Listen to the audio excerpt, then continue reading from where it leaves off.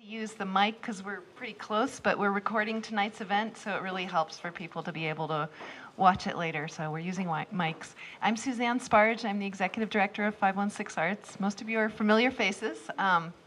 Welcome. I'm so glad you're here. Tonight's event is the last program for Art Meets History, Many Worlds Are Born. And then the next part of the project is Art Meets History, Technologies of the Spirit, which opens June 11th. And Alicia Inez Guzmán, who's here with us tonight, she'll be moderating and speaking. She's the co-curator of both shows, along with Rick Cassini-Cador. And I will let her introduce our other panelists tonight. We have Juanita Lavadi, who's the artist in the show here, and Jillian Hartke, who's the photo archivist at the Albuquerque Museum, who we worked with a lot on these shows. I'd like to thank our funders briefly. We have a lot of generous funders, but this exhibition is funded primarily by a combination of the Andy Warhol Foundation for the Visual Arts, the Henry Luce Foundation, the Albuquerque, City of Albuquerque and its Urban Enhancement Trust Fund, and Albuquerque, the fund at Albuquerque Community Foundation, as well as the National Endowment for the Arts. So without further ado, I would like to read a brief land acknowledgement.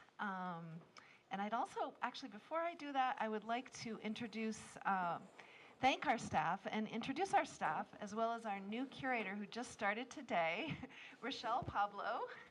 Yay.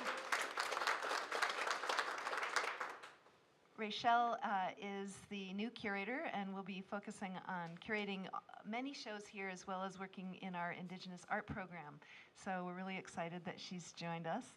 And we also have Kevin Paul and Claude Smith and Daniel Ulibarri, and Viola Arduini's here somewhere. She's downstairs. But thanks to all of them for making all of this happen. So the land acknowledgement I'd like to share is written by our board member, Roger Fragua from Jemez Pueblo. Albuquerque is currently built on the ancestral homelands of the 19 Puebloan nations that was shared with the Mescalero and Jicarilla Apache nations, the Utes, and later the Diné. Their respective ancestors, those living today and the unborn. This land always has been, is currently, and will always be for the winged, finned, and four-legged. I'd like to acknowledge the sacred living waters and rivers that cross this land. Finally, the sun, the moon, and all the stars and planets that keep our systems in balance. We welcome all. Thank you. So please welcome Alicia Inez Guzmán, and thanks for being here.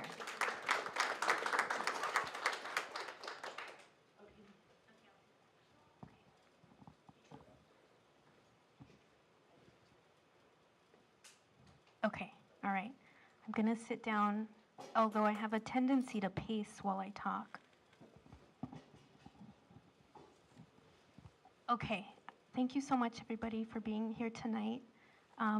Like Suzanne said, my name is Alicia Inez Guzmán, and I'm so happy to be here with everybody, to see everybody's faces all together. I'm joined here by my dad, Richard Guzmán, and all my ancestors, and so I want to acknowledge that we're at a crossroads here, and that the work that we're talking about tonight is really about what that crossroads looks like through material culture and through photography. And so we'll talk a lot about that. I have some really beautiful books that were made by Juanita, who I will introduce, and I'm going to put them here on the table. And I would invite everybody tonight, if you have a chance at some point, to look through these books here and also this installation in the back with the shirts, because we're really going to be digging into that this evening. And so before I get started, as the moderator, I'm going to introduce the panelists here, my esteemed panelists. First, Juanita Lavadi. And Juanita, I'm going to read her introduction in Spanish, and then Juanita can give a little bit of a translation if she so feels compelled. How about that, Juanita? Okay. All right. Okay. Juanita, norteña, tauseña, maestra, azaquiera, hija de maestros y rancheros, artista de una variedad de disciplinas posibles con la esperanza que su fuerza llega a resolver la necesidad confrontada con sabiduría y la imagination de ser troubleshooter, siempre con una expresión lleno de querencia, llevando el orgullo de sus antepasados y sus obras.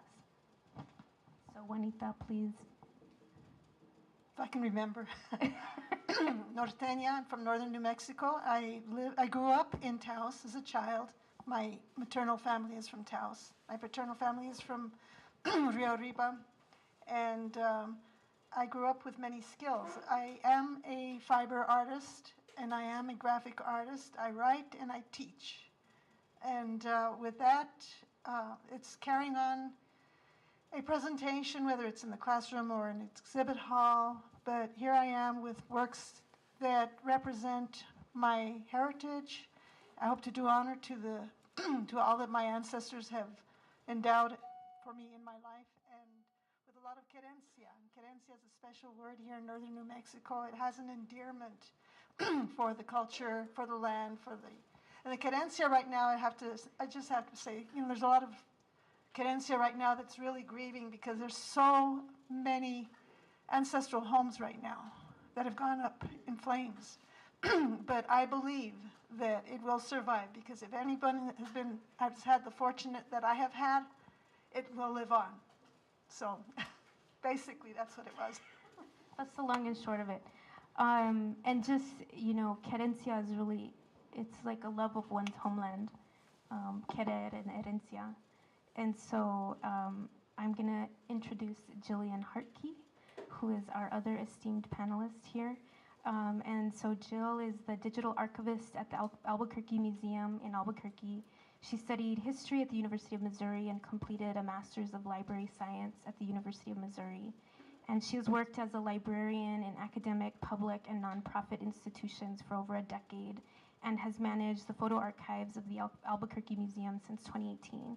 She is an advocate for access to information and public transparency of collections held in libraries, archives, and museums. She believes in communicating the strengths and weaknesses of a collection to help build stronger community participation in the collecting process and more enthusiastic support for preserving collections for future generations. So these are my esteemed panelists. I'll give a brief introduction about myself. I am also a norteña, Chicana from Truchas, and I am an arts and culture writer, a background in visual and cultural studies. I have a PhD in visual and cultural studies from the University of Rochester, and currently I am a journalist by day. And I am here surrounded by everything that I love, which is querencia, and really love of place and homeland. So with that, we'll start the talk. And what I really wanted to do, first of all, is try and tie a couple threads together before we get started. So what we're really looking at is history, right, and how we interpret history. And so we have Juanita. If you turn around, everybody can kind of crane your neck. You have Juanita's installation here with 4 different shirts, each representing a dream. And Juanita will tell us a little bit about that. We have her kind of version of a historical past that comes through material culture, right? The things that people made, the things that people passed along, the things that defined people's identities and who they are, right? And then we have Jill, who's going to be talking to us about a history of photography and that very specific history that we have in New Mexico, and how that's going to interweave into how we have imagined New Mexico over time. And I think that's really important to really talk about, is the outsider's gaze and then the insider's gaze and what we have access to. And so to get it started, I just want to talk to Juanita and ask her to give us a little bit of background on the components of the installation, with a specific question about the first book. So if you could talk about the components on the whole, and then the first book, which will lead us into another part of our presentation, which is a surprise. Okay, the title of the exhibit is Ciboleros Comancheros, 4 persona of Spanish colonial shirts. And it actually started with the first shirt that started from 2 bags of wool. It was part of an exhibit that I had done with the Hubble House, the Gutierrez Hubble House, and they wanted trade cloth. There's a lot of history of the trade cloth. Cloth that was woven here and cloth that came up back 400, 300 years ago through the Camino Real.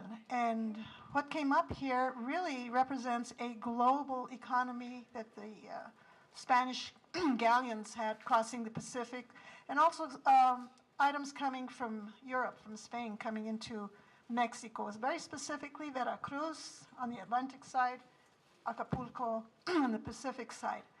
And so the shirts represent items that were produced from scratch here in northern New Mexico, but also items that were brought in and how they could possibly be used.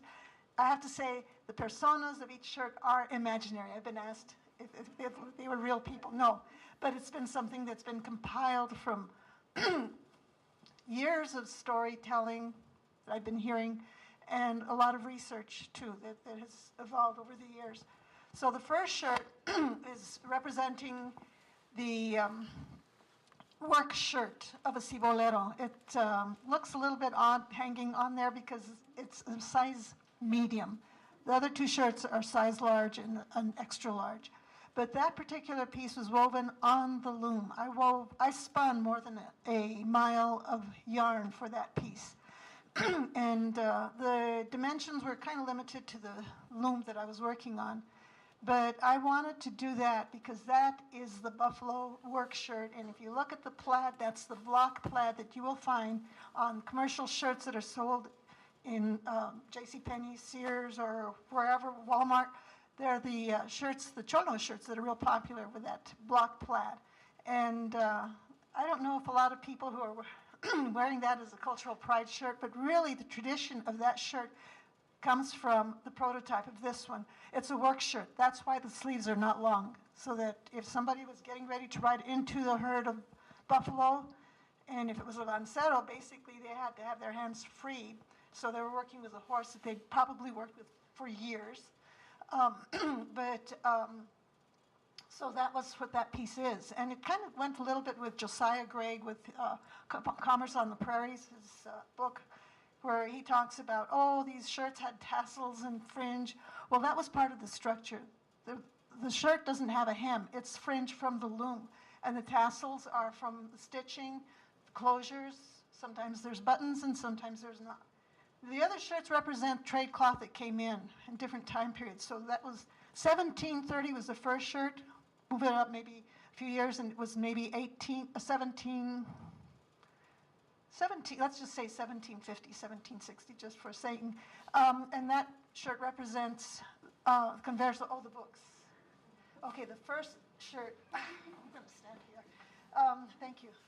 This is the shirt that goes with the buffalo hunter. So you see the buffalo herd, and it has a timeline on there, and each book has a history of each persona compiled from what I've learned over the years of research. But it also has a dream. And this buffalo hunter is dreaming of being out in the llano, and he's seeing some strange dragon coming in, and actually it's the train. And so I have some depictions of the train and how it affected the dream with the buffalo hunts that the railroad sponsored. The second person is a converso coming in from a Jewish tradition. So I had the menorah lights. And he also has his dream based on some of the information that I was able to glean. The third shirt is the caballero coming from a ranch family. Was sent down into the monasteries in Durango to have further training. So he's a scholar. And so in here is his dream. And his dream actually has to do with a Charybdis monster that sucks up the water and snorts out the snow through the nostrils. So it's a kind of hidden delineation with the snowmaking machines of the ski valleys during this time of drought. The last one is a Comanchero who is out there in the wilds of going out into the Comancheria, doing trade with the different tribes. But this is post-Santa Fe Trail, which means that a lot of the rules and regulations that were kind of holding together a lot of the communal interactions of the colonial towns kind of up for grabs. It's just transition from Spanish to English, the laws, everything that's the courts. So this young man is multilingual with an ancestor coming in from a free black woman from New Orleans, a Métis coming in from Canada, a love story that ended up here in Albuquerque, and that was, he's coming into that, but his dream, as you can tell from here, he's in the Marigold Parade, and he's riding Lowrider. So these dreams are critical to accommodate the work with Jill, because if I went back into those late 1800s, that's before the camera. But the dreams was a really nice way to just bring some of those realities into contemporary times. And I don't know if there was something else, but I can't remember what I was going to say. So I'm going to yield here. That's great. Yeah, so if you didn't pick up what Juanita was putting down, is that what she's really talking about is this immense intercultural exchange, right? This point of contact. This is really important that's what's bringing us together tonight. And so I invite you to read the books and the dreams, because she narrates the dreams, and they really are pretty dreamy. And so the first dream of the, where, you know, there's the train is coming, the first kind of opening part of the book is actually a ballad. And the ballad, I think Juanita's opening it up here. So there's a ballad in here.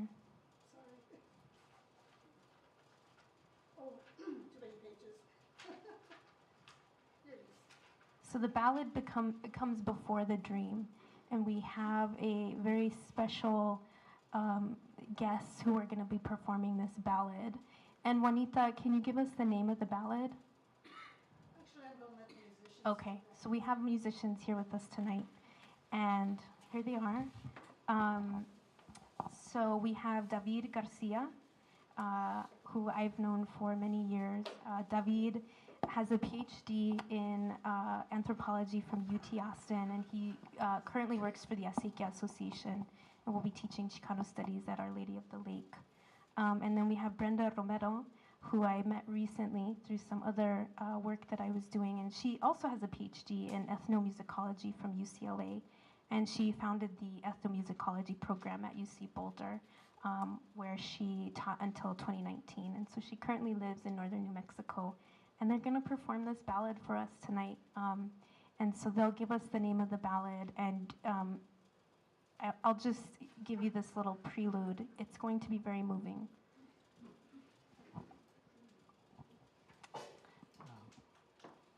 Thank you, Dr. Guzmán.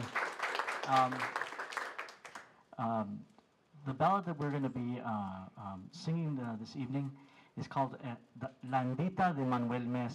And so I'm going to talk a little bit about, just shortly, a couple of words about the content, and Dr. Romero will give us about this genre of ballads that really have a rich historical memory of how. So I just want to start off. Landita De Manuel is a historical ballad. It's an Indita ballad that dates from 1861.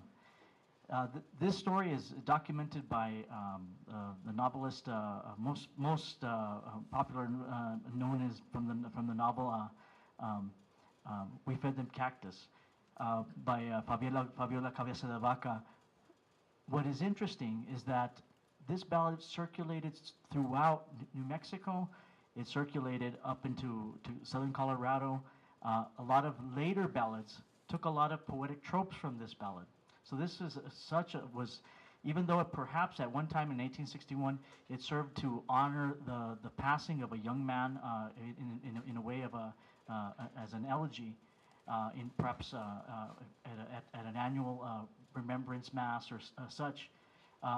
This ballad had circulation, and what it tells about is about a buffalo hunter that left the Rio Grande Valley, went out to the Llano Estacado, and as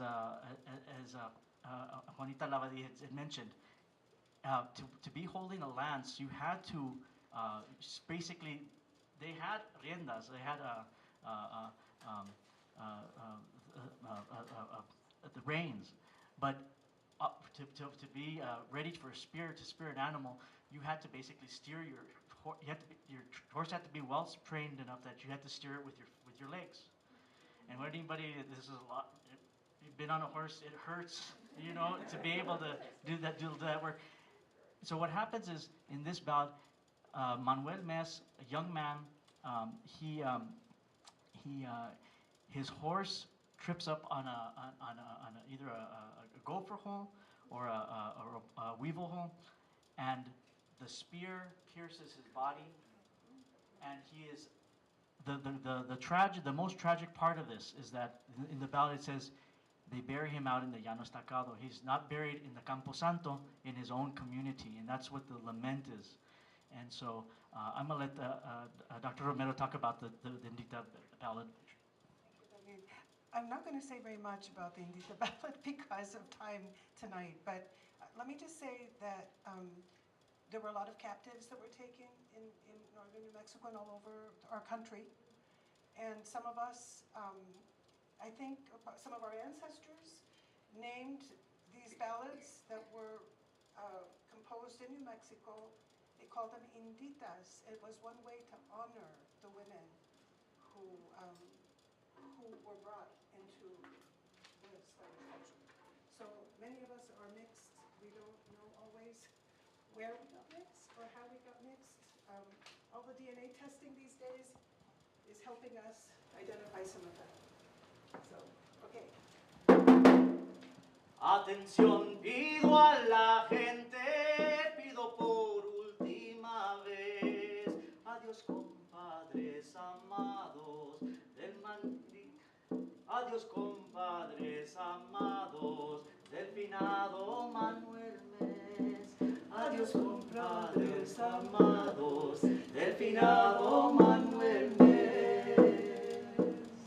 Caballo preto mentado, con deseos me quedé, verme en tu lomo montado, en los Ciboleros pensé, pero me salió floreado el cálculo que yo eché.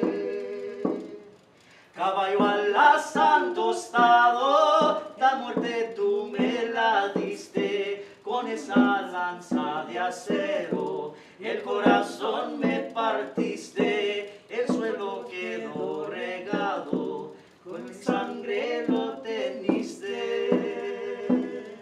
Cuando la noticia llegue a Nuevo México entero, y cómo nos sentirán la muerte de un caballero, y cómo nos sentirán la muerte de un caballero.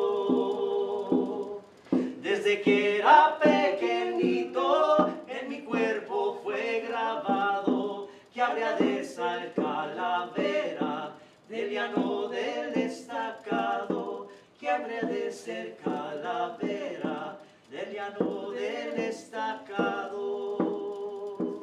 En el río Colorado me vi comiendo sandía, rodeado de mis hermanos, todos en mi compañía, y ahora me veo en los llanos, tirado como semilla.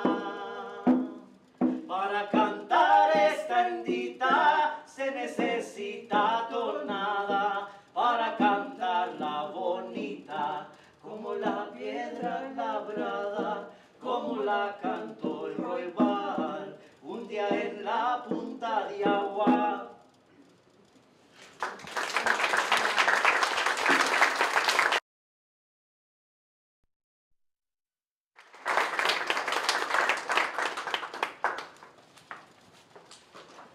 Thank you. I'll just let that settle in for a minute.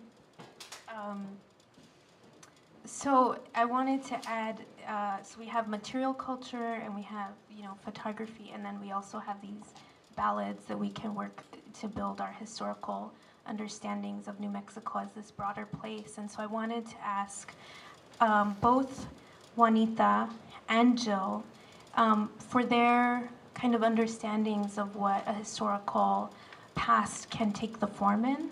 And so, we looked at Juanita's work, but she's obviously spent a lot of time looking into archives. And so I want to understand from their point of view what these historical artifacts look like from them.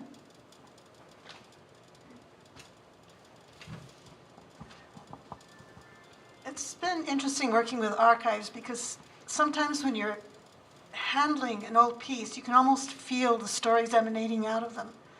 I worked as a museum archivist, assistant, starting at the Millicent Rogers Museum. And I have to credit Art Wolf, who is now deceased, but he was very, he was very encouraging in my pursuit of as a fiberist, as a weaver, to continue with this. I am not a scholar. I do not consider myself a scholar. I am, as I mentioned to Alicia, I am a fiber artist with a lot of imagination.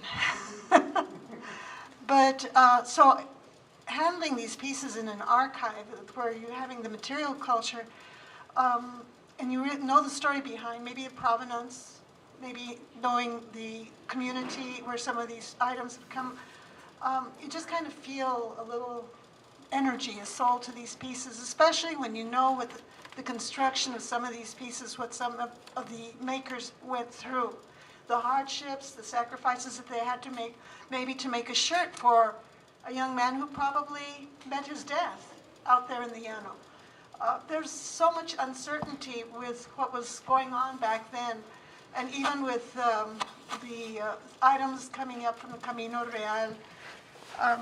And I look at that as a positive legacy because, again, I'm really, really hurting for a lot of the people that have lost their home villages right now. As we sit here, they're still in shock, they're still dealing with it. But working with this idea and then thinking, okay, photographs. I have to say, I enjoyed working with Jill because it was developing ideas for bringing the past in connection with what the future has, what we're dealing with now. And it's always unfolding. But there were some items, there were several photographs that I regret that I didn't use into these books. These books were the last assemblage. It wasn't like they were composed at the last minute, but these are like a pile of papers that are going with ideas. And I'm working with a shirt, and I'm working with a carreta that's there on the back, and I'm working with a map that's on the floor, trying to interweave all of these concepts and make it cohesive, so even in these narratives, there are only 2 pages giving a little bit of a history of the person, and then 2 pages giving you a concept of a dream to connect it with the future. And just what Jill was able to provide for me it was a pleasure working with it. I had to make some decisions. And with the proximity of the opening date coming up, I did not include everything that I would have liked to have included, but there's always room. There's always room for something more. You just have to make decisions. And so with Jill, it was a pleasure to work with her making those decisions. Well, thanks. It was very fun to work with you, too. Alicia, can you repeat the question real quick? Yeah, I was just thinking about this. We have this, history is a moving target, right? And we're all constantly having to reimagine what the past looks like. And I think that that's imaginative work too. And then sometimes it's, we go into the archives. And so I wanted to see from, an archivist's point of view, some of the kind of importance of having these objects that pin down parts of the past, but not necessarily all of it, but that do have a story to tell, especially in New Mexico, and to talk to us a little bit about that. And then we can kind of dovetail into the work that you did with Juanita. Sure. Well, as a librarian and as an archivist, I value all of the collections that I can find. Anything that I can go and look into and dig into, you know, I dig. And it's true, especially in photo archives. So in the photo archives at the Albuquerque Museum, there's 150,000 items within there, and every single one of those has a story. And you have to kind of pull it out through other resources, because when you're looking at a photograph, I think sometimes at first glance it doesn't look that interesting. Sometimes some things can look a little bit boring, but I think when you start to dig into the history and what you're actually looking at. So I brought a couple of examples, and some of these, this is just the room. This is an agricultural booth at the State Fairgrounds in Albuquerque. And it is a little bit bland, maybe quality-wise, but what you're looking at is essentially every single county in New Mexico gets the chance in this exhibit hall to tell all the visitors of the State Fair who they are from their point of view. It's powerful when you have that ability to walk down a hallway and see every county speaking for themselves in one event. It doesn't happen that often. And so looking through them, let me see if I can work this little guy. Hey. So this is an example. This is all also from mid-20th century. So you're looking at around after World War II up to about 1952. So for instance, Doña Ana, you can see they're very proud. They lead New Mexico in agriculture as far as they're concerned. And so they sort of have a chance to exhibit their best works, right? They get to say, this is who we are, this is who we think we are, this is why we think that you should come and visit. And you've also got, this is San Juan County. And what I think is incredible about this is that they start to tell you how many bank deposits they got this year. Like, they go crazy about what they're getting to share. And I find this so fascinating. Like, you're given a little cubby to tell, and at this point you have 500,000 people coming through the State Fairgrounds every year. It's a lot of people. And this is your chance to really show off. Taos, I love Taos. This one is actually behind the shirts over there. And I love, no matter how bad the roads, it's still worth it. Yes. And so I just find these really charming in terms of what you can find in a photo archive specifically. And also, I also just the things that each county chooses to highlight. It's not always only agriculture. Sometimes it's very agricultural heavy, and then other times you'll see the business and the commerce side come out. And then, just to give you a little, there's more than just the exhibits, but the State Fair in particular, and I think we'll talk about this a little bit later too, about why the State Fair kind of connects to this, to Juanita's exhibit, but this is the Junior Livestock show in 1948. This is actually one of the highlights of the fair. If you ever go to the fair, this is like a big deal. These kids work, all year. They're trying to raise their livestock, and then they get to show it. And then not only do they get to show it, but if they win, they get to sell it. It's monstrously big. It's really cool. And then there's also pie baking contests. It's not just livestock. You get a chance to really showcase all of the sort of farm and ranch life that goes on. And to me, sometimes I've heard people actually classify, this is a whole State Fair collection, and there's like 900 of them within the photo archives. And people have actually had the gall to tell me how boring they find it. And I actually find it so interesting, because when you start digging in and you start learning about who they are, they also have, for these women, they have their names and what county they're on their oven. But it's just, it's actually very charming, and I find the whole glimpse into mid-20th century agricultural fairs kind of interesting. So. Thank you. So, to be the connective tissue here,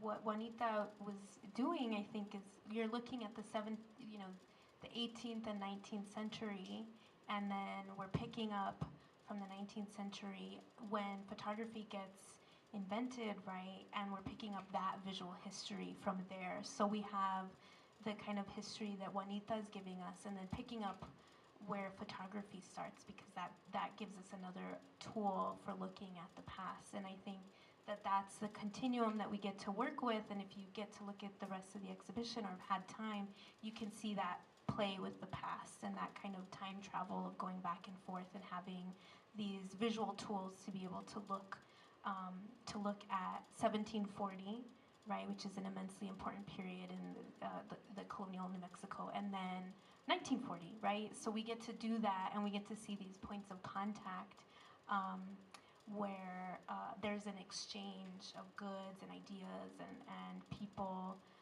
And so I wanted to ask for both of you, as you work together, this question about how do you, Jill, create, when you're talking with someone like Juanita, who's dealing with a past that predates photography, right? Photography really arrives in about 1840, give or take, and probably later in New Mexico, but maybe Jill can speak to that. How you're working with an artist whose work predates photography, and how you're working to create this continuum and the kinds of conversations that you had to do that, to be able to say, okay, we have 4 centuries of visual history. How do we weave that together? No pun intended. So this happens a lot, right? Most of history is pre-photography, so I have to be pretty creative, and I have to work with researchers and artists and writers like Juanita, who are creative and who are flexible and can sort of work with me on how we're going to tell a story 200 years before anything in my collection existed.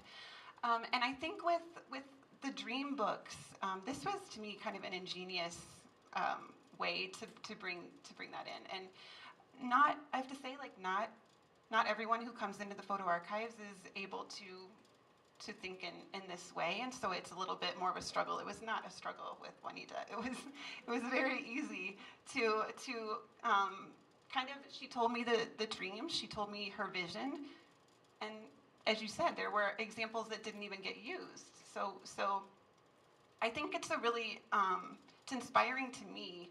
Actually, this whole process has been kind of inspiring to me. This was the first time that as a librarian and as an archivist, I actually worked really in depth with artists. Mostly I work with historians and writers. And before this project, I didn't really know how the photo archive would work with artists. And so actually working with Juanita was an eye-opening experience for me, and seeing the ways to stretch my own thinking around how you tie in state fair photographs with the shirts and the weavings. And so to me, I think, as I said, my mind kind of got stretched. I don't actually think there's a limit now. I think you can kind of, if you have the creativity and you have the imagination, you can tie in photo archives to anything. I think it's kind of the beauty of it. And you're right, we didn't have photographs in 1839 when we started, but our collection begins kind of 1859 or so. We have like 1 or 2. But I think people have not, well, this is just my own personal opinion, I guess. People have not changed that much, we still essentially, like, they were taking pictures of their cats and their dogs as soon as they had a camera, and we're still doing that now. And so there's a lot of ways that you can kind of weave these into the past. And so I just kind of keep that in mind, and I think it's a good lesson for all of us, that even if you're really curious about something really long ago, I wouldn't discount photo archives. That's all I will say about that.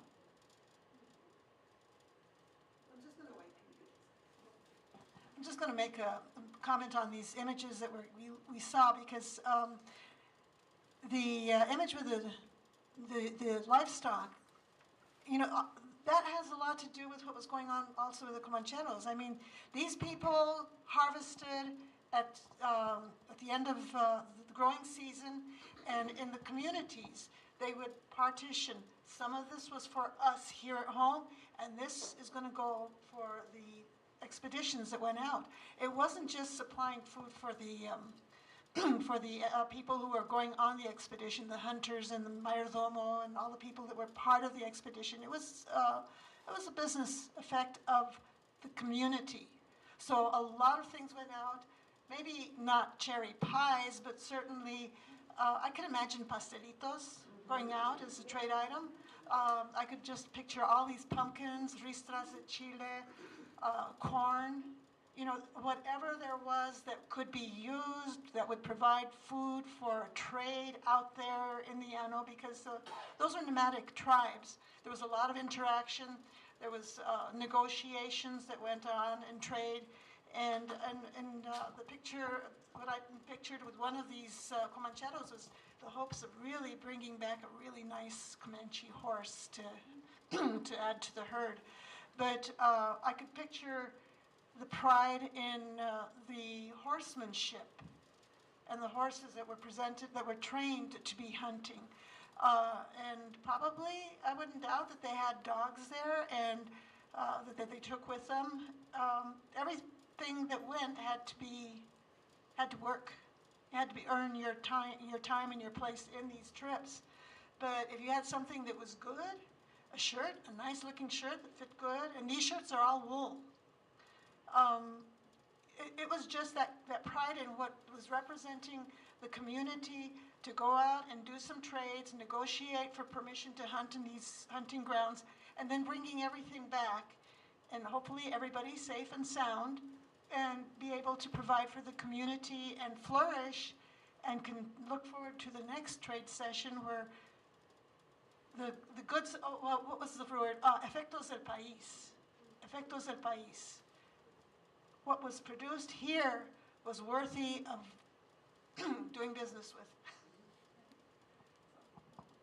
Oh, and it was fun working with dreams, because it just, the nice thing about dreams is it evolves out of a cloud of unconscious, the subconscious, that it can just take many different directions. So looking at some of these pictures, there were some photos that even now I'm thinking, gosh, I wish I could include this in the narrative, but it would probably have taken an extra page. But I think of the postcards of Fred Harvey, because he did promote New Mexico, the Great Southwest. The Great Southwest as a tourist business that ended up with the Alvarado Hotel here in Albuquerque on 2nd Street, and the hotel that I think has partly been restored, but it was demolished at one point.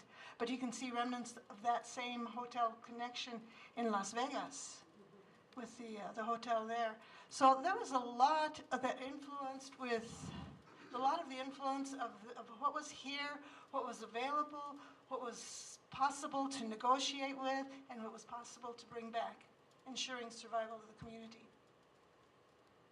It strikes me while Juanita's talking about the dreams that, historians, when you think of a historian, often you think of, oh, they're working with facts. So they're getting the story, and that must be how it was, right? But often, historians are imagining things too, right? Like, they're dreaming up some stuff.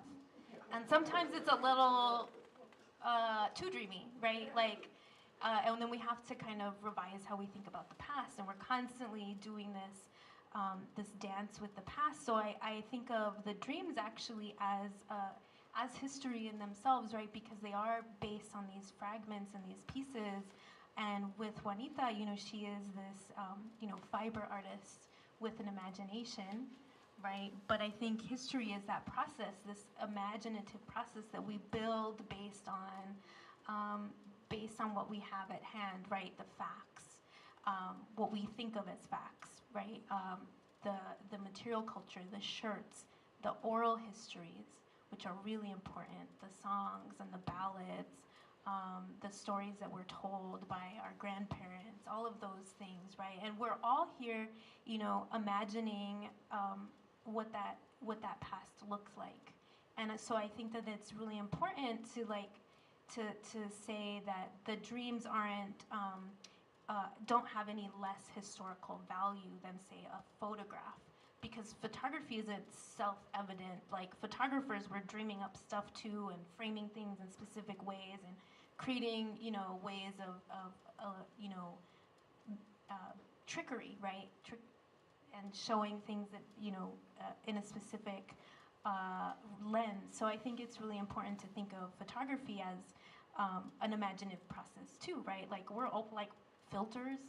We're constantly, creating these moments of self-representation and hoping that they're the best versions. But so I think that's really important to bring those pieces together and to think about that. And so, Juanita, I wanted to ask you just for context to give, gente here an idea of the geography, right? So we're talking about the plains, we're talking about the movement of people and goods, and I want to give everybody a greater sense of where we are in place. And I think that's really important because, we have New Mexico as a state with like a discrete little line around it, but the New Mexico that we're talking about here is quite vast. And so I want Juanita to maybe talk about that, the geographical place and emplacement and the movement that constitutes all of this, what we're talking about, right? Okay, well, there's a map. There is a map that's it's on the floor. I felt it was important to be able to show some kind of identity of the land, because when you've lived in a place for many generations, you really feel a connection with the land. And what I always say is, like the water and the rocks are my bones, and the waters of the rivers are also the water that flows through my blood. And it's also an intercultural connection, because there were people here from before, and there were people here from before that. It's a context that really goes on. I mean, you can go into cosmologies of it, but also to the land gives us what we survive on. It feeds us. It provides a shelter for us. The land also brings its stories to us, the stories from the connections of our ancestors, the stories that also inspire us, the stories of legends and mythologies. And, even to think about, some of these places with the moradas and the connection that it goes with processions. Here we're coming with San Isidro right around the corner. San Isidro is the patron saint of the farmers and the land. And so there is that connection with the land, but also a real critical part, and I'm looking at Margarita's ceramics here with the hands. The hands is really critical. It's how people can survive on the land, even if there's a transition. There's the brain drain of an agricultural community that loses a lot of its young people into the urban situation, because that's where the jobs are.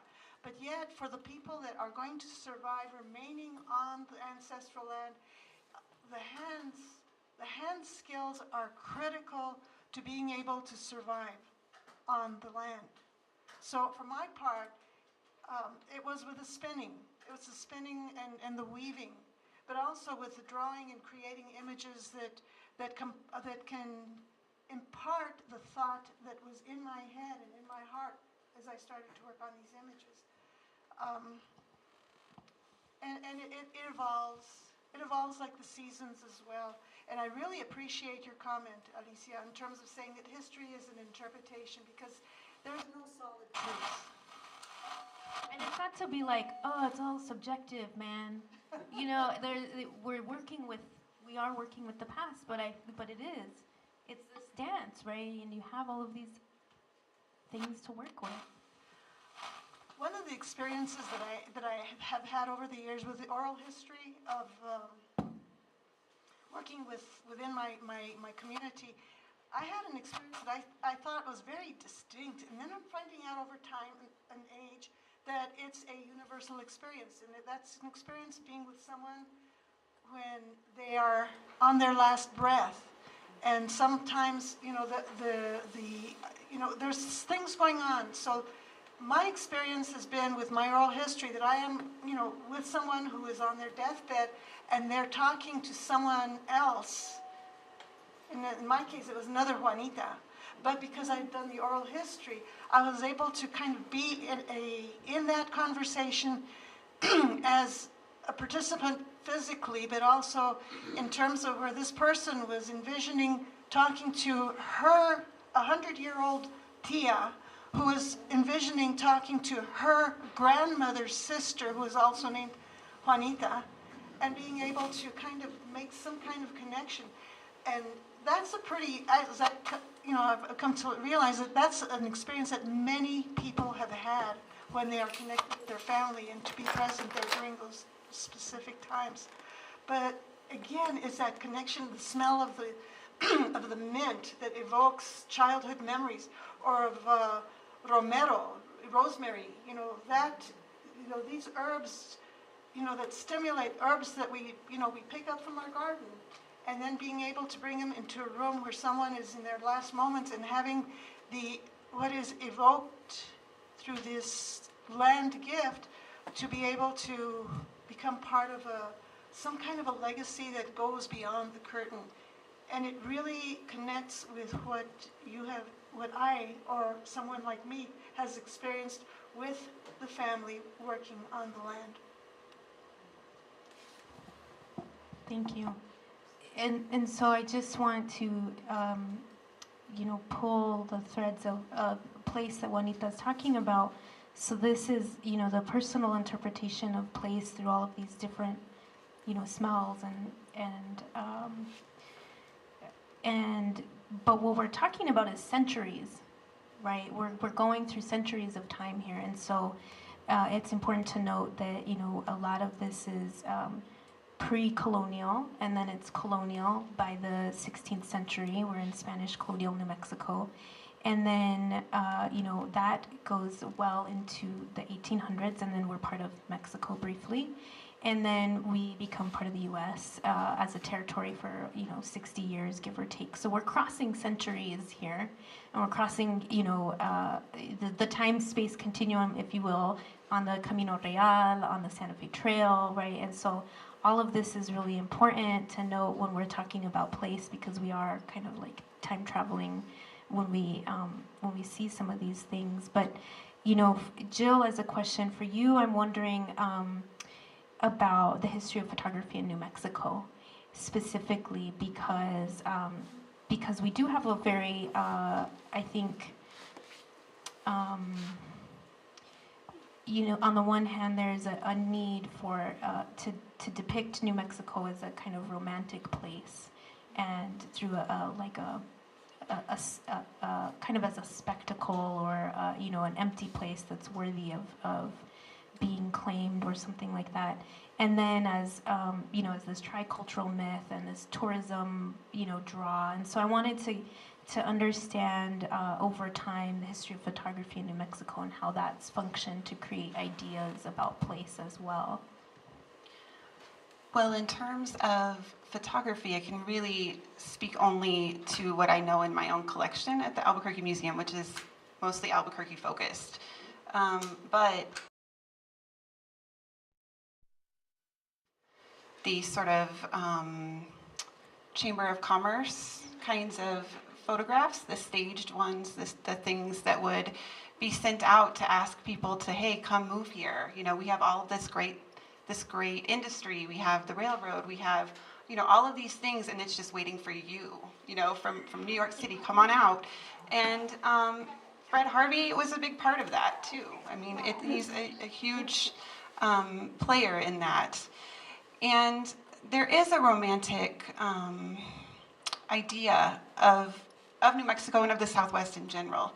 Especially, I grew up in Missouri, and I can say when I go back, and especially if you go east of the Mississippi, there's not a lot of firsthand knowledge of New Mexico from where I grew up. And so they rely very heavily on those kinds of magazine articles, the sorts of romanticized views that were being sent. And it didn't start, it started before we became a state. I mean, the push was in the 1890s, we were already trying to become a state, and then we ran into difficulty with that. But the sort of, I suppose, the history of New Mexico is completely wrapped up in the photographic images, I think, that were sent eastward, and which did wind up bringing people, you know, like Georgia O'Keeffe, the people that came on out and changed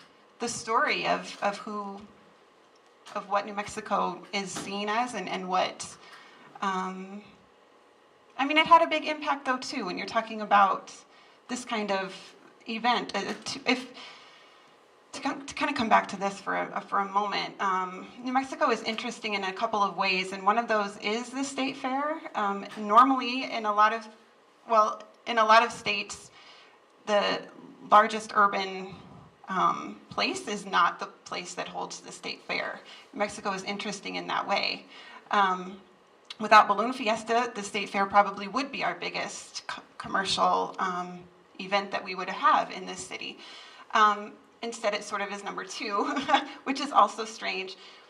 But having something like this 2-week-long event annually in the largest city in the state allows for this sort of urban-rural connection, which does not happen in every state. Oftentimes, the state fair is in a smaller, it's more connected to the rural communities, which provides for a lot of, a big economic boost to that area. But I think it's interesting that we even got the state fair in Albuquerque because we had Governor Clyde Tingley, who was friends with the president in the White House and who got the New Deal money to pour into Albuquerque. That's why we have this. There's connections always back to the east and to DC that sort of, at least for Albuquerque especially, it shaped this land and it shaped the story of the people and who came here. So I lost the thread of your question, but I'm done for that one. It was just about, you know, the history of photography in New Mexico. But it dawned on me, when you were saying you were from Missouri, it dawned on me you're from the other side of the Santa Fe Trail. Yes. Right? So here we are, both sides of the Santa Fe Trail, which is important because, you know, some of our first governors came from St. Louis. Right, and so if you go to St. Louis, they have a Bent Street, and we have a Bent Street in Taos, and so there is that connection there too. So I think what you're saying is really important, is that we have kind of this exchange happening for better or for worse in all of these different ways along these trails of trade, right? And we get sent governors, maybe we don't want them. And maybe we do, right? And so it gets very contentious, but you'll see a lot of the ideas coming in from the east about what New Mexico is and what, you know, what people want it to be, right? So a good example for me too is the marble that was on the obelisk at the center of the city, of the Santa Fe Plaza. You know, the obelisk that's no longer, kind of, that came from St. Louis at this very contentious period. So here we are getting marble from St. Louis to create this object at the center of Santa Fe at a time when, you know, the plazas, there's an attempt to Americanize the plaza, right? And that has all sorts of different implications, but I want to talk about this, you know, to build off of what Jill is talking about, this like exchange of ideas that's happening along these lines of travel, and bring it back to Juanita and talk maybe a little bit about the Camino Real. And so you have a map of the Camino Real in the installation, and maybe we can talk about, you talked a lot about the exchange, but what is the importance of the Camino Real? Where does it start? Where does it end? Who's involved? What kinds of migrations? And, you know, and bring it back to the kind of exchange and points of contact. Okay, I'll go with that, but I want to make one comment first. Sure. Because working on the dreams on this book and working with Jill, I actually was able to look at the photo archives that had a lot of genre. You know, people were donating private collections of their photographs, you know, mostly in Albuquerque, but it was kind of fun to look at some of the grassroots photos there's a lot of them there also. And that was part of what contributed to my ability to use some of the images that I did on the Marigold Parade. But I do have to say, the first map that I did on Nuevo Mexico it's actually at the Gutierrez Hubble House. That was an embroidery. And I had landforms that were very, very pertinent, but I started to embroider the Camino Real, and to be honest, it just felt like it was overwhelming the map, so I didn't include any trails on that, including the map of Coronado going all the way from his excursion, it was in 1542, where he went he went east looking for Gran Quivira. And again, that was another line that just seemed like it was too dominant. This map does not have any trails either, but it does have the Rio Grande, and at the very bottom, it has different communities, but I have, I know I have El Paso, and I think there's is it Durango? And at there, I think I have an arrow indicating that the Camino Real continues down. So basically, coming up, it followed the river. It followed the Rio Grande, but not on that map. You will see a connection of the river as it empties into the Gulf, and then you have Big Bend, and then it moves on to El Paso, and then you have this little filter of colonias castellanas, the Spanish-established villages. It has pueblos indígenas, the indigenous pueblos, but it also has poblaciones genízaros. And I use that distinct as a colonia as opposed to poblaciones. But the river was key to just like, any waterway is a key to commerce, to the communication, whether it's, although the Rio Grande is not a navigatable river, it was very key to the flow of continuity. But it diverted, when it got to El Paso, it removed, the Camino Real removed itself from the river. Instead of going it went into Durango and then going down to Zacatecas, and then interior road going down all the way to Mexico. It was key. It was critical. There was a lot that came through the Camino Real.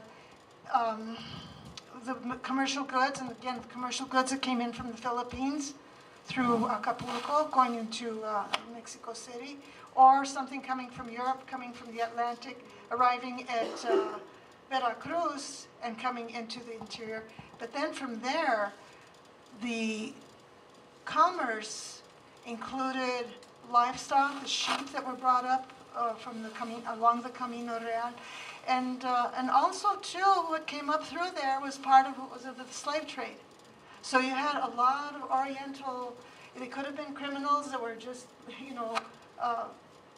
that were included onto these barks, these barcos, these galleons that, made their way through the Pacific coming into Mexico. Or it could be slaves, because slave trade was, it was a global thing. The slaves that were in the Orient, the slaves that were coming in from Africa, and the slaves here with the indigenous people that were part of that, the trade. The Comanches, the big business with the Comanches was horses and captured slaves. And it was, just cross over, intertribal.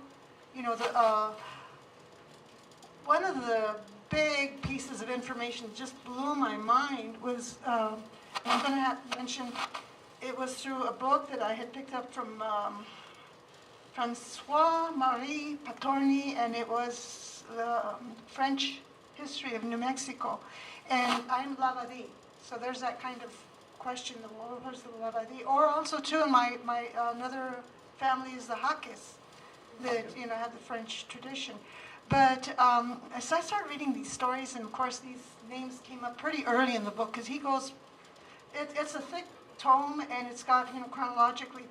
But I read about Pedro Vial. I have to mention this because I thought, wow, okay, Pedro Vial, the French trapper that ended up doing a lot of work for, he changed his name from Pierre to Pedro because of the Spanish were not real excited about the French coming in. But what was interesting was when he came through and he was in the Comancheria, the Texas part of the Llano Sacado, he made connections with Francisco Javier Chavez. And Francisco Javier Chavez was captured in the late 1600s. He was 8 years old, one of the same Chavez family as Fray Angelico Chavez. And he basically grew up in the plain as an adopted son, and also traded to among other tribes as a slave. But he ended up connecting with this guy Pedro Vial, and they ended up in Santa Fe as a team. That because of their knowledge of the tribes, because of their knowledge of their different dialects and the different languages, and they were eventually sent up by the Presidio, the governor here in Santa Fe, to try to intercept the Lewis and Clark expedition, which they didn't. But the stories of these two guys, to me, was like, why had I never heard of these guys before? I was just blown away by, and this is only one story that comes out of the history of what the Camino Real had to do in terms of the Spanish connection, but also too how the Spanish were really trying to protect their holdings on this American soil, but how history kind of turns things around, and so these roads, the tributaries of the roads bring tributaries of bloodlines.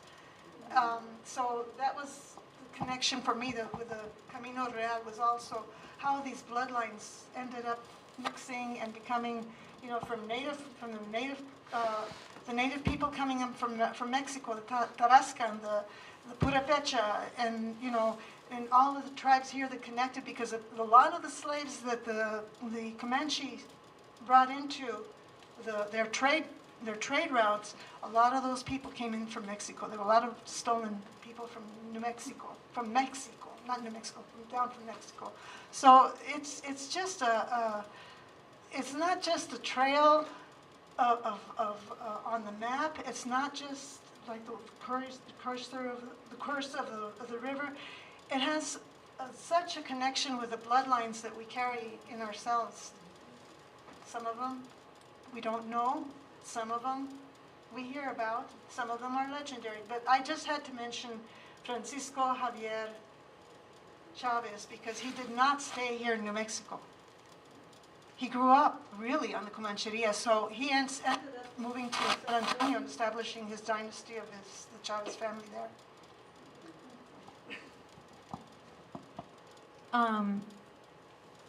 Whoa. I'm always contending, I think, with this idea that New Mexico is isolated. Like, oh, we're isolated here. Spanish never changed. Languages never changed. Cultures, remained intact. And, kind of like we're cotton amber. And basically what we're talking about actually is like the dynamism that this place has with so many other places, right? We're so connected, right? And when I was writing my dissertation, I titled it "Connected in Isolation," because of this question of trade, of people, of bloodlines, of all of these things that actually create who we are and that make us who we are. Not the like tricultural weirdness that we hear about all the time, right? But as this vibrant, dynamic place where New Mexico is forged, from these histories of violence, of trade, of resilience, of dissent, of all of these things. And so I think it's really important to push back on the narratives, and I think you've done a perfect job, Jill and Juanita, of isolation, New Mexico is the land of poco tiempo, it never changes, blah, blah, blah. Like, I'm just so tired of that because we are so dynamic, right? And we are forged through migration and through displacement as much as being in place. And I think that a lot of the work in the exhibition speaks to that, of being, at once in place, but also displaced because of these histories of violence, of colonization, of slavery, of bringing, slaves in from different places, from Mexico, from our Black relatives, our indigenous relatives in Mexico, our relatives from all over Asia. They're coming in through Mexico, and we're seeing them here, and this is us. This is us, right? And so I think that's really important to know, is like, we are not isolated people. And okay, so I'm actually a bad moderator because I haven't been keeping track of time. What's a time check here? 7:15. Okay, what do we got left? Well, we should probably go to Q&A. Okay, well, let's do Q&A. Is Mercedes here? Mercedes for the poem? She's probably not, she has to direct. Okay, yeah, All right. that's okay. So let's do Q&A. There's a lot to work with. So I'll open it up and we can see who has questions here. I don't have a question, but I do have a comment. Jill, there is a photographer named Prudence Clark, who was a school teacher who came to Chuchis, New Mexico, to Chimayo, New Mexico, and she documented all of the different agricultural activities and weaving and everything else during the time that she was there, and married into family in Chimayo and so on. Anyway, that's an archive that's at the Manal Historical Library, and it really would be worth taking a look at, because to me it's really rich in terms of what was happening, and that's what she set out to document. It wasn't just pretty people, it was what they were doing. Yeah. What period was that? About 1915 and through there. I'm from Truchas, so I'm gonna look that up. Other questions?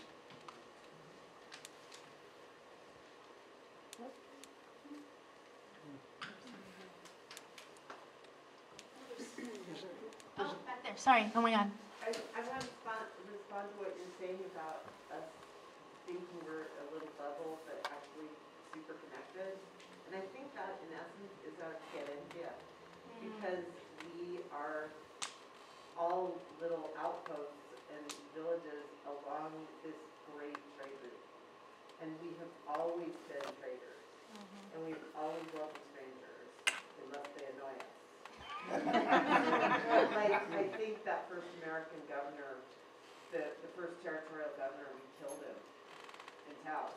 And there was a drink named after Chavez, because that's how we are. But just try to get along with us,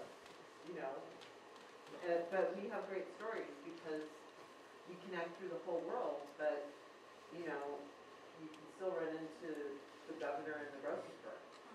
Yeah, who might be your cousin. Right. Right, and we had a Genízaro governor. There was a rebellion, and there was a Genízaro governor that came into place. And so that's a history, too, that we don't get to hear about. But we did. We had an indigenous governor in New Mexico in the 1800s. And so, yeah, we're not in a bubble, unless we don't want you in our bubble. It's a thing, too. And then I saw another hand back there. Was there another hand? No. Other? I have it. Okay. I was just curious about the origin of the Llano Estacado, the name. Is it just because it's so flat that they had to place stakes to find their way across it? And were there a lot of interweaving trails, and was it a hard place to navigate? The staked plains is the literal translation of the Llano Estacado. But I don't know if you've ever driven through there, Yeah. because it does drop. I mean, you just leave Las Vegas, and then you drive just west until you get to Trujillo, and then it goes through a series of drops. I mean, it drops down, and then it stretches out, drops down again, and it goes all the way to the Palo Duro Canyon, which was the heart of the Comancheria. That was the last stand of the Comanche tribe before they were surrendered to the U.S. military. Yeah. I was just sort of looking at this photograph, and first of all, the youth livestock or the junior livestock show, I mean, these are some young men. Now the junior livestock show is really about little kids. I mean, they're basically little, 8, 9, 10 years old, raising these, you know, these animals. And these people are all, you know, tall and really, you know, not exactly what you see now with the junior livestock. But the other thing that was really striking to me about looking at this picture is that now with social media, you know, these people weren't promoting anything about themselves. They're just there with their animals, and it's a very sort of nostalgic kind of moment that's captured rather than, here I am with my, you know, and everybody would have their own picture on their Facebook or whatever, or their Insta, you know, they would be all, here's this, and it probably is going on now, but I just like that this is just a community of people who are all doing the same thing, and they are not really about themselves so much as we are now, I feel like, with the kind of media that we have access to. Can you explain Elizabeth? Sure. Yes, that's my dad. Henisaro, it's a Turkish word, and it means janissary. And in New Mexico, it has different interpretations in Mexico and New Mexico, and then obviously in Europe. But in New Mexico, it's about the enslaved native population. And so, as Juanita was talking about, we have a history here in New Mexico that is now being kind of talked about in with more openness, I think, than it has before. Is this history of Henisaro settlements, and so you know, how the Spanish were involved in this trade in native slaves that were coming from, you know, all across New Mexico and the plains, you know, even Ojibwa, all the way in that area. We're seeing some of that in New Mexico as well. And so, you know, as just a quick primer, a lot of the settlements that were established in the 1700s along the kind of the frontier with the plains, a lot of them were established with Genizaros, so taken out of Spanish, these native slaves who were put into Spanish households, and they were sent out to protect the interior. So a lot of these communities have Genizaro ancestry, including in Taos and Ranchos de Taos, and Truchas as well, where I'm from. And so you see that as kind of part of the bloodline as well. And that's a really important part of our past that I think we're really grappling with too, because you know, we know really well about the history of African slavery in the Americas and the transatlantic slave trade, but in New Mexico and throughout the Americas we have a very, very complicated history of enslaving indigenous peoples as well.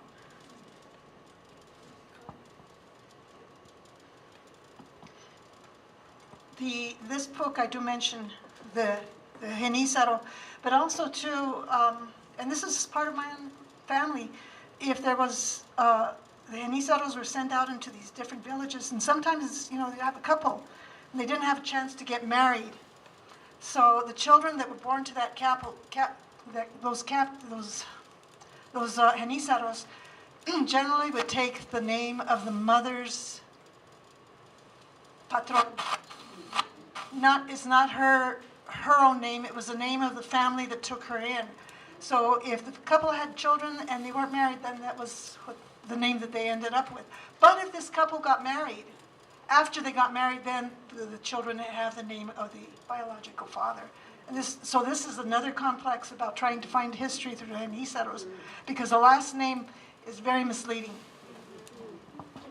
Right, yeah, I think that's super important to note. And I was going to mention too that Spain outlawed slavery so they never used the word slave, right? They used all sorts of other words to talk about slaves, but it's really, they were talking about enslaved men, so they would call them by a different name, but it was slavery. So I think that's important too, is when you go into the records, you know, the Spanish government isn't going to say in these records that they're holding slaves. They're going to say, oh, we have captives in a righteous war, you know, and so it's in the name of Catholicism. Any other questions? Oh, here. Oh. Yeah, I would love to hear more. You mentioned like this idea of insider's gaze and outsider's gaze, culture or art, but specifically with photography, it seems like the show is a really interesting kind of transformation of a lot of these photographs from the photographer's version of storytelling to having that be transformed by people from more from the inside.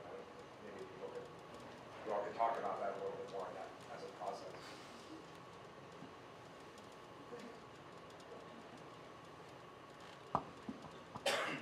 Yeah, I think you just hit on actually the crux of this entire project, the project that this exhibit is actually the product of. We had a lab, and it was about art meets history, and it was really asking artists to come into the photo archive and to change the narrative, to look at the photographs and put their own interpretation on it. And it was a very interesting process and powerful. For when you look at what some of what you see on the walls here, like as an archivist, it's completely. I see it maybe a little bit differently, just because I processed a lot of these, and so I know more of the background of the actual photographer, who the photographer was. Taking that away and looking at it through these lenses of these artists has been really interesting to me, because it really has painted this whole other photograph on top of the one that I cataloged, or that I know. I mean, there's ones just looking around the room. I know which ones were done for magazines. I know which ones were done for like portraits. I know who the photographers are of the certain studios that went out, and so I know their stories. And it's very different. I think we could look at the same photograph, and obviously we think very different things about it. And that's what this whole project kind of is about. And it's a beautiful thing to be able to share your perspective on a single photograph. So, yeah. Somebody else had another question. I just wanted to follow up with that. A lot of the photographers that are coming in the late 1800s and the early 1900s, aren't from New Mexico, right? And so I think that's really important to note, that they're coming from elsewhere, and they're typically white, and a lot of times, they're a lot of what they're doing is creating like a spectacle and showing, okay, this is what we think New Mexico is, or cataloging things, right? This is an inventory of what's in New Mexico. And so that's different from self-representation, from people showing what they believe they are themselves, right? And sometimes that's private, and that's not for visual consumption. And so I think that's the difference between, you're just a guy in your field doing your work, and you're producing the things that you produce, as opposed to like this desire.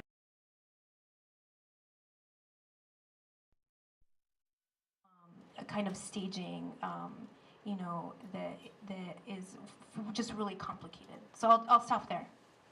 The end. There was another question. Okay, and then we're gonna go with Dad. Dad wants to know, don't you think you're a little old to be in 4-H? Well, yeah, that was the previous question. So we don't know what we don't know. Like, they could have been the Russians themselves. Sure. Yeah. And that was serious business, very serious business. Because the guy that won the prize is the guy that got all the business, the prime business. I wanted to reflect on something that was said a while ago. Canadians are probably more than anything else, but also we have a tendency to hide or smooth out the violence that was brought by almost every one of those instances, whether it was the move northward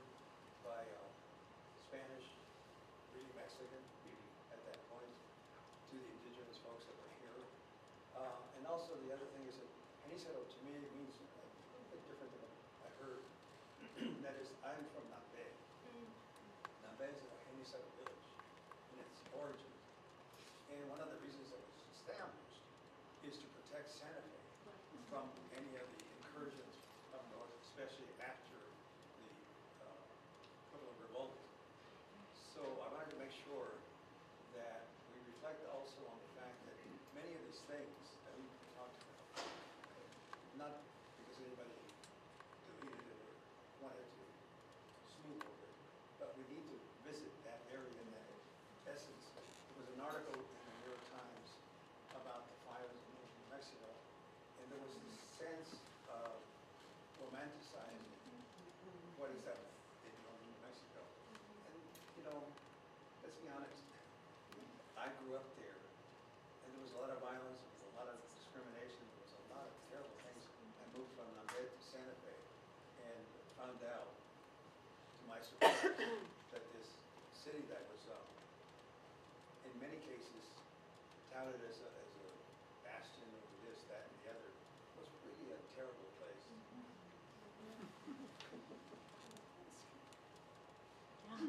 There's history, trauma, you know, historical trauma is something that New Mexico still has to deal with. And it goes back, goes back, goes back, goes back, goes back. But we're here. And you know, we carry it in our bodies, and I think that that's part of, you know, like, at least what I've confronted in myself is like, you carry that trauma with you, and there is a desire to want to, like, you know, have a kind of Pollyanna version of history, but it's that sense of displacement is within us, right? And right, of survival, of displacement, the fact that we have, you know, colonizers and colonized in our bloodlines is, you know, that is something we carry with us, and I think that's really important to note, so I thank you for that.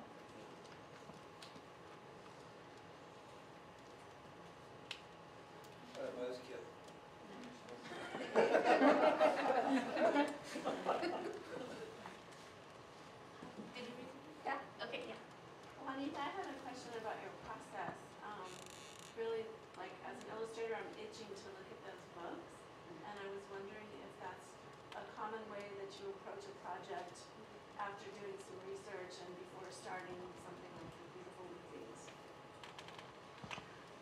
Vision is critical. I've been a school teacher for many years too, and I say multi-sensory education is critical, especially for children who are solidifying ideas, but I don't care what grade I do. Visual literacy is something that I always have. It's one of my MOs.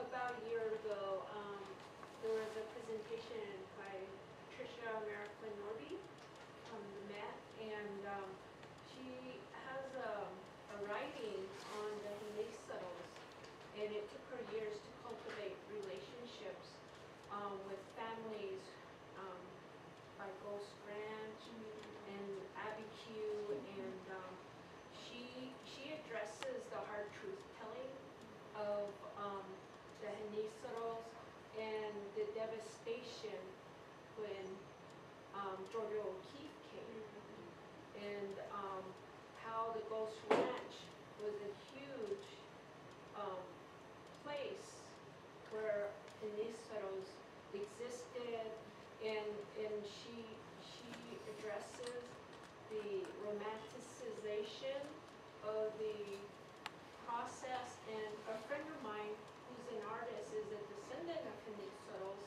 and she shared with me, like, you know, very the harsh realities of that. And so I'm always captivated when there's narratives and stories about the Genízaros, because there's so much more that isn't written. And so thank you for touching on that and bringing that up. Alicia, do you want to actually announce the Yeah, I was about to do that. Yeah. So that reminds me, Keith. There's an upcoming talk where we're gonna actually talk about O'Keeffe, what is the name of the talk? Leaving O'Keeffe Country. The term O'Keeffe Country drives me insane. It is terrible, and it has. Yeah, I know. Everybody's laughing, and this.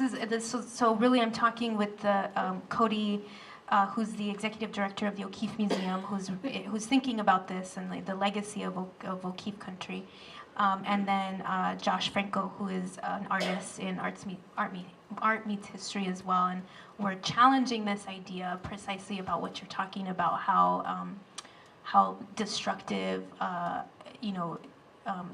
conceptually and physically the idea of O'Keeffe Country has been. And so we're going to have that conversation July 14th. And we'll really just get into it and talk about that and all the different ways that,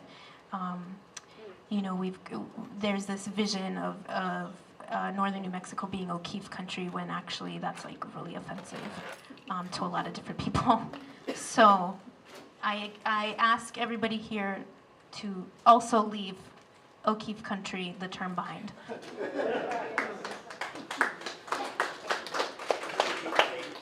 What's that?